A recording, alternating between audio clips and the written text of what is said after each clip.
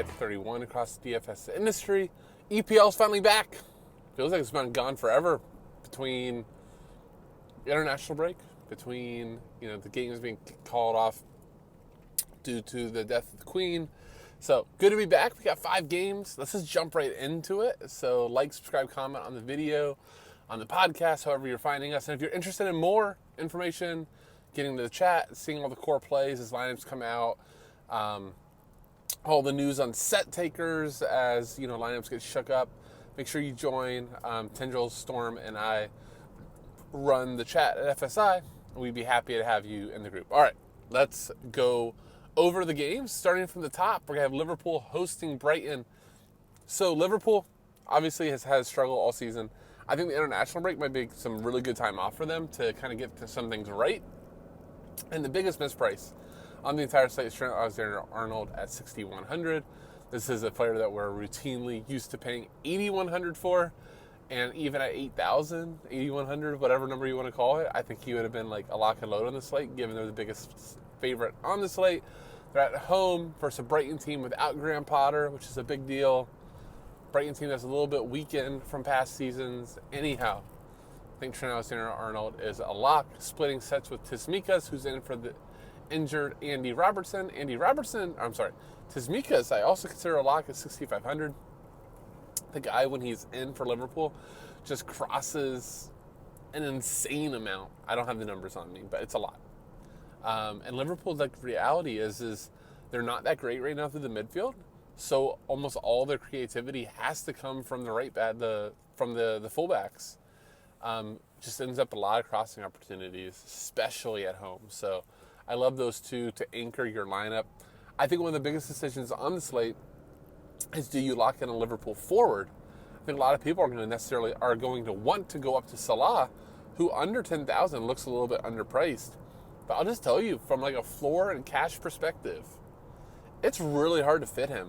I don't think that you can argue that Salah's floor is better than James Ward-Prowse. Actually, I will say that that's a terrible argument. That being said, you could call Salah potentially more important in a lineup because forward, after the Liverpool guys, gets pretty thin. Do you like Chelsea? I mean, not many people do right now. Being away to Crystal Palace isn't exactly a great matchup. So, you really kind of want Liverpool. Pascal Gross is the only forward on the slate with sets. I guess Eze, but that's, Eze and Pascal Gross are the only two forwards with sets, but both of them are in not great matchups, so you don't necessarily want to lock them. So all of a sudden go into Salah or Luis Diaz, or if starting Diogo Jota or Darwin Nunez, all those, that makes a little bit of sense. So I think that's going to be one of the decisions of the slate. I do think Liverpool score here. I do think they win. I think you can dodge 1 goal from Salah. Can you dodge 2? Probably not. I think he's going to be really high owned. He's on PKs. I was going to say, I don't think there's a huge projection difference. And this is coming from a guy that doesn't do projections. But I don't think there's a huge projection difference between Diaz and Salah in terms of floor. Obviously, goal expectation a little bit higher with Salah. But to me, for the price difference in the build, I can definitely see Diaz being the choice. But I do think that likely you have 1 Liverpool forward. And that's really it from Liverpool. From Brighton, I just don't think that this is the spot. We have 10 teams on the slate, right? 5-game slate, 10 teams. Not going to take the biggest dog away at Anfield, so nobody for me. Let's go to the next biggest favorite. That's Chelsea going to Selhurst to take on Crystal Palace. Chelsea sets are Reece James and Mason Mount. Cucurella, as we saw a lot of times with Graham Potter, actually shifts back to a left center back, so he'd be out of play, and he didn't take last game. I think Reece James is an elite play. I think this is very much a 3 fullback slate to me, 3 defender slate. So for me, I've already kind of said it's TAA, it's Tsimikas. Then I think deciding between Trippier and Reece James is a big deal, and kind of going to be one of the biggest decisions on the slate outside of the Salah decision. And then one more we'll talk about with James Ward-Prowse. But I think that Reece James is just an outstanding play. We know when he's playing wingback, he crosses a ton. Under Potter, he played wingback the first game. He played wingback over the break with England. was good, was crossing the ball in all those games. Crystal Palace is a team that very much can, like in past years, played a lot more on the counter than they do under Vieira, but they still have that tendency when they need to, they can pack it in and play on the counter, which I think very well could be what we see here, which will mean a lot of crosses for Reece James. So I really like him. I don't think it's really a Mason Mount slate. I think he is fine, but price-wise, like, I think you're either going up to James Ward-Prowse or you're going down into like the 6,000 range with Tavernier and Demarai Gray, or finding a random punt. So Mason Mount is kind of in that dead zone in between, but I think he's fine. Just becoming more and more like, I don't want to call the guy overrated, but maybe the hype that he's had isn't quite showing itself. He hasn't scored in a while. So I just don't, I'm not finding my builds. I'm not like running for Chelsea. But that being said, I might have Reece James, and let's talk about those forwards. Aubameyang's 4,900. Kai Havertz is like 5,200. Sterling's way expensive, but it's not crazy to play one of those cheap guys to make this all work. Having in the same range as like Joe Aribo, seeing Aubameyang or Havertz there is just kind of weird. But I do think that you're going to need to at least punt one forward. And Chelsea's a favorite on the way. They have a lot of pedigree there. So I think you say that Chelsea scores 2 or 3 goals. I'm not shocked. There's a lot of talent there. So I can definitely see that point. I don't think there's anything else to discuss on Chelsea. I think I covered it the most part. For Palace, as long as you don't see Elise in, has been taking monopoly set pieces. I think he's okay. He's not my favorite pick because Chelsea is going to control a lot of the ball, but he's fine. Zaha for GPP. If you think Chelsea just puts up a stinker here, I like that a lot too. Those are probably the only 2 guys I would go to from Crystal Palace. All right, next game on the slate. Let's just go down to Everton Everton going to Southampton, because I do think James Ward-Prowse is outside of Arnold and Tsimikas is the best foreplay on the slate. Like, I think he's in the range of all those fullbacks. That being said, I think he's in the range, meaning they all have very, very similar floor projections. Or at least in my head they do. Again, I don't do projections. So I say projections that I don't actually have them. Just in my head, it's just very, very, very similar. But Arnold is 6,100. Reece James is 7,000. Tsimikas is 6,500. James Ward-Prowse is 9,500.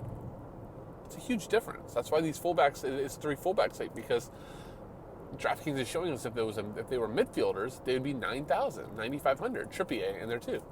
So I think because of the fact that in the middle you have a Tavernier, you technically have a Mount, you have a Demarai Gray, you have Jensen, you have a lot of midfielders. You have Pereira, you have a lot of midfielders that are on sets. And then you look at the forward pool, and there's just not as many forwards with any sort of floor in those same range. So I don't think James Ward-Prowse is just the absolute stone lock that I want him to be, just because how the slate shakes up. I love James Ward-Prowse here. I think that his floor is double digits. I think he has an upside that he could have double-digit floor and a goal and an assist, have 20 points, has 30 points, and I won't be shocked.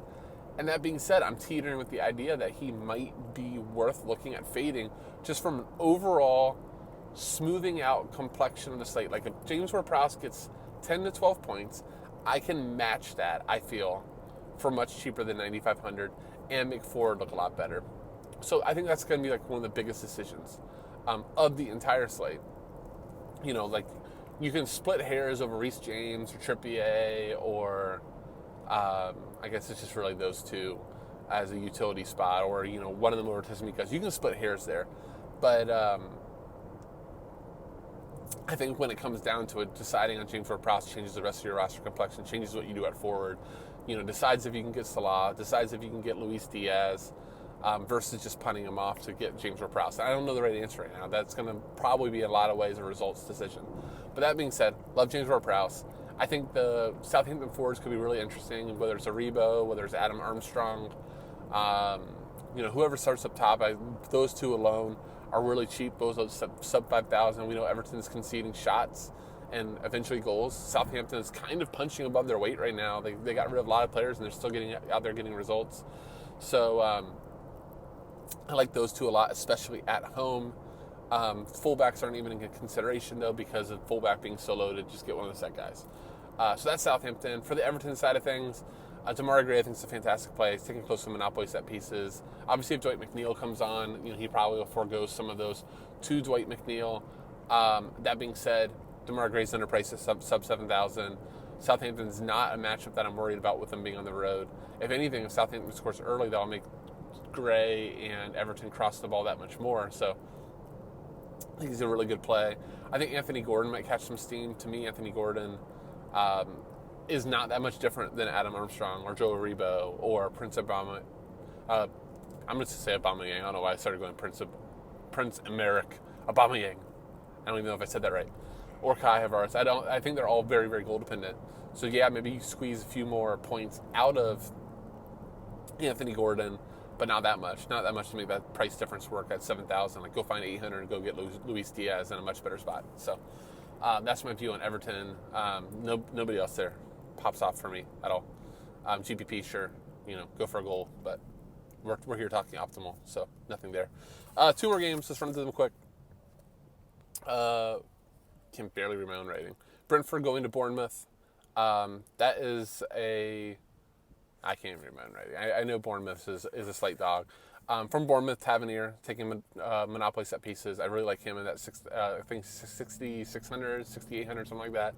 I really like him. Would love him even more as a favorite. But like, we saw him produce versus Liverpool away as like a huge dog. No, it wasn't Liverpool. It was somebody as a huge dog.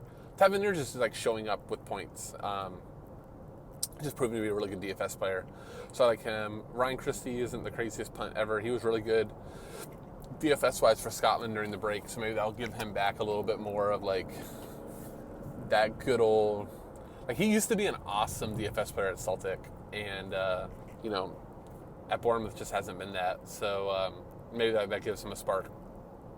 But I think those are really the only 2 plays. Again, you could do like Solanke for GPP or something like that, but those are the only decent DFS plays. For Brentford, split sets between Jensen and Mbeumo. So Mbeumo's another forward with a floor. I think Mbeumo's fine. He just hasn't been like popping off for big games, but sub 7,000, I think I probably dismissed that too early. That's definitely a cash viable option. Final game that I didn't go over, Newcastle going to Fulham. I'm from Newcastle. All those forwards, I guess, are like fringe in play. And that would be if St. Maximin is in, he's very nice, but a bit more expensive. But I'm talking about Joe Ellington, Almiron as like those lower price guys. But again, how much of a difference are they, especially being on the road?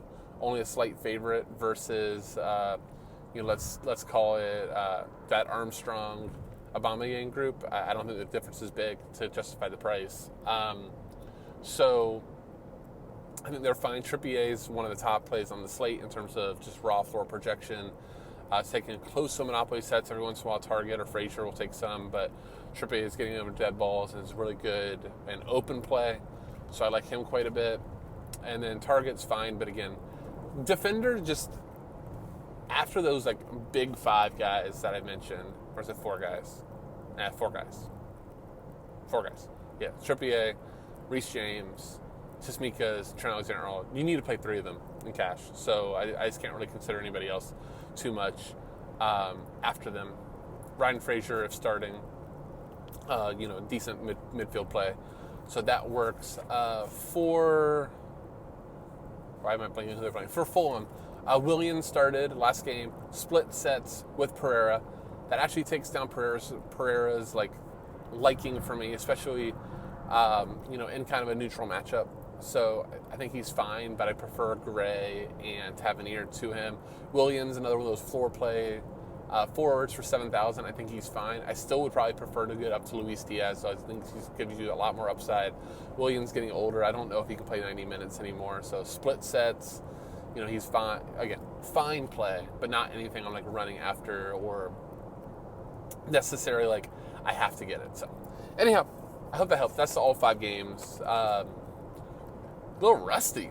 That's what I was feeling today. I feel a little rust doing this. So I hope, though, that the picks kind of got out there. From a preliminary core perspective, I would say it's Tsimikas, Trent Alexander-Arnold, and Reece James. So I'm going to go slate in favor of Reece James to Trippier. I cannot argue with you if you went a different route. I totally get it, but I'll take those three, take my chances, build up my floor, and then you're really deciding: are you gonna pay up for Ward-Prowse, which is going to lower your forward options. All right, that'll do it. Thanks, guys, so much. Have a great rest of your day. Bye.